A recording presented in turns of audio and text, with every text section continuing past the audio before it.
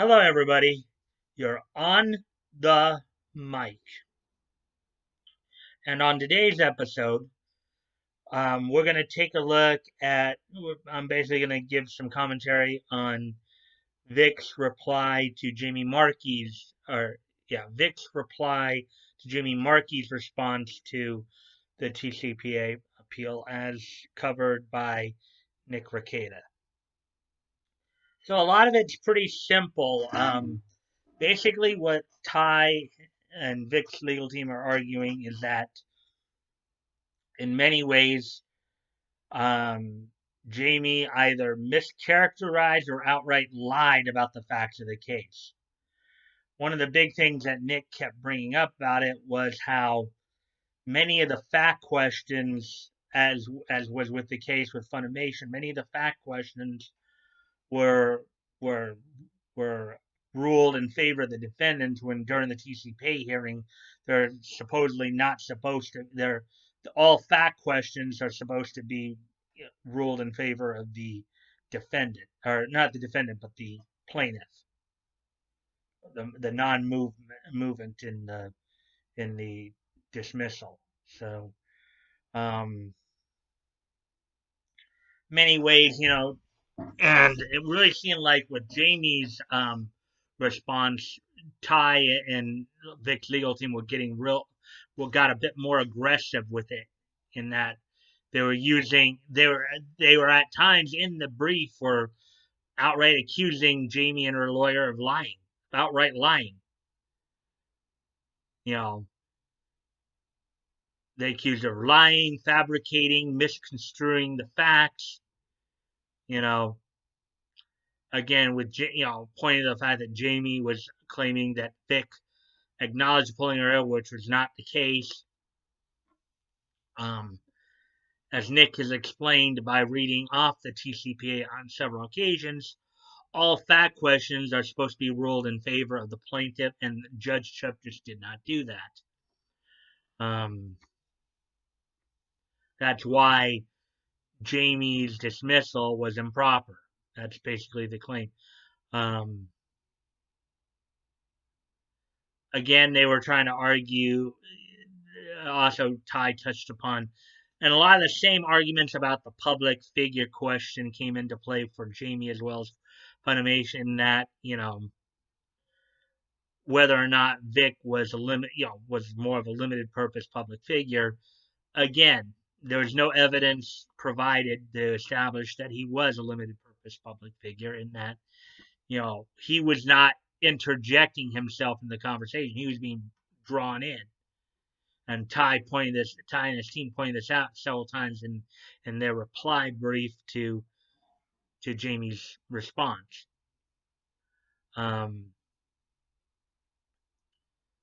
Somebody getting dragged in to a conversation is not the same as inserting yourself into it for clout. And basically, the idea of in order to be established as a limited purpose public figure, that's basically you have to establish that the party in question is basically trying to insert themselves in the conversation to pursue clout. It's generally what you would think. They have to try to, to where they have to inject themselves in such a way that they're trying to influence the outcome. So so that's basically the gist of what Ty was arguing in Jamie's case. Of course, a lot of whether or not Vic actually pulled her hair or not was coming into the question, but basically the main gist of Ty's argument of Vic's argument in replying to Jamie's responses is that she either misrepresented the facts, misconstrued the facts, or just outright lied.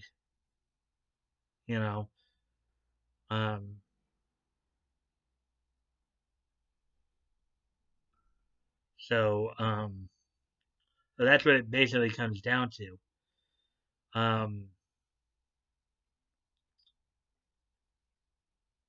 the case, Nick believes the case should be remanded more on the civil conspiracy argument, because even though the defamation is probably, of all the counts against Jamie, the defamation is the strongest.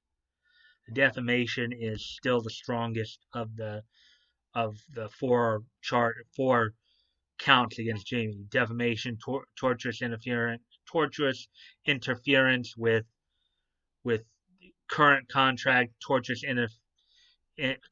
interference with prospective business dealings, and civil conspiracy.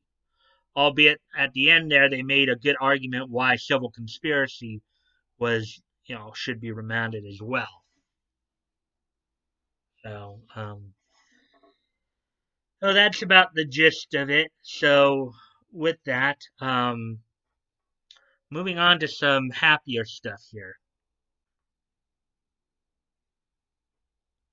So today being June the 24th, 2020, let's look back on this date and see what happened on this date in Nietzsche history. So first off, we head back about 40 years to 1980, in which Marvel Comics released on the newsstands the 10th issue of Amazing Adventures. Amazing Adventures was basically a reprint book in which they reprinted old X-Men stories, reprints of old X-Men stories. In this particular issue, the stories trapped one X-Men from X-Men number 5 from 1964 was reprinted, as well as the Iceman from X-Men 47 in 1968. So on this date in 1980, the 10th issue of Amazing Adventures was put out onto newsstands.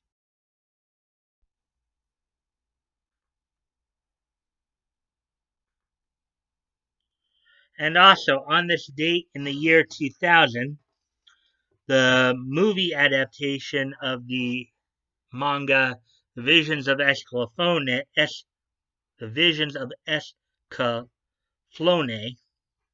simply entitled Escaflowne, was released into theaters in Japan on this date in 2000. So 20 years ago today, the movie Escaflowne, based on the manga The Vision of Escaflowne, was released into theater on this date. Escaflowne was basically about a guy who got transported to another world, became a mecha pilot to help save a kingdom. That's basically the gist of the story there. So with that all being said, that's all I have today on this day in each history.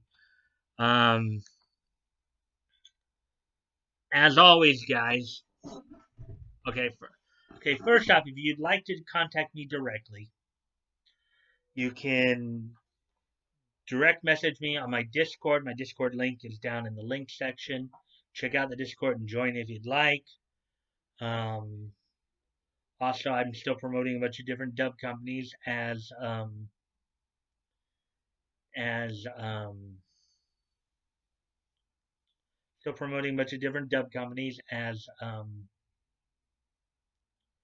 there's a lot of work out there. A lot of work from